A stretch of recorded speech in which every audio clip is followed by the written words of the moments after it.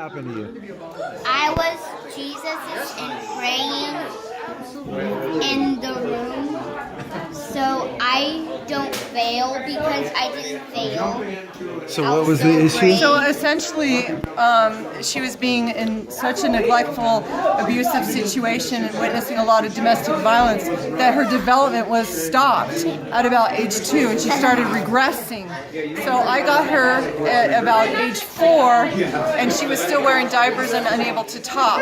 At age 5, I brought her to you, and I said, all you guys knew is I would cry about her a lot. And I just said, will you please pray for my granddaughter, because I got her one Tuesday night. And we prayed for her.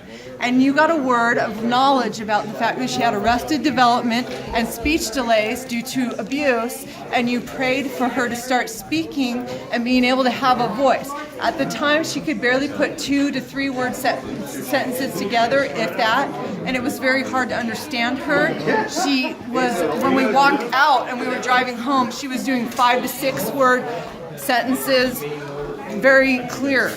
And now you can see she fully talks, and so now she's able to talk and have a voice and say what's been going on. And so even though there's tough things still going on, she has a voice now to say what's going on, so people are listening. So when she got prayer, we rebuked the spirit of arrested development? Arrested development was what you saw, and you didn't know, and that somebody was trying to speak autism on her, and that's exactly what was going on. Me being me, I knew it was not correct diagnosis, and so you got very clear words of knowledge. She came in barely being able to speak, couldn't put words together, you really couldn't understand her, and when we were driving home, 5 to 6 word sentences, so clear, I was crying all the way home. And she talks so clearly now that she's able to now report for herself at school what's been happening. Wow. So she's going to get free. She's going to get out of her situation. It's just a matter of time before God exposes everything. Wow. And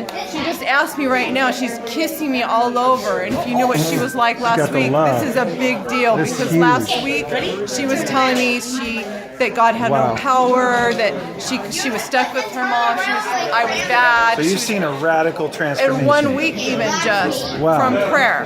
You just keep praying for your kids. You have rights as a grandmother, as a mother. You have an authority, and you need to use it and press in. Amen. Well, look at her. Look at her. And she looks, look at her. She talks totally normal. She's in a normal classroom now. I believe that the mom has now been cut off from Social Security disability now. Amen. That's a great story. Thank you. Yeah. Situation is going to be something called Bella's Law, and it's about God wants to restore rights to fathers again, rights that have been removed from fathers. This state is an example of that they call a woman's rights state, and if you've ever worked for the state system, you know that that's what they say. It's a woman's rights state, and that's not right. God wants to actually radically do something in the church right now with men, and about putting them back at the head and the way it was intended, the way God intended is God, man, woman, children, family, community, and so forth.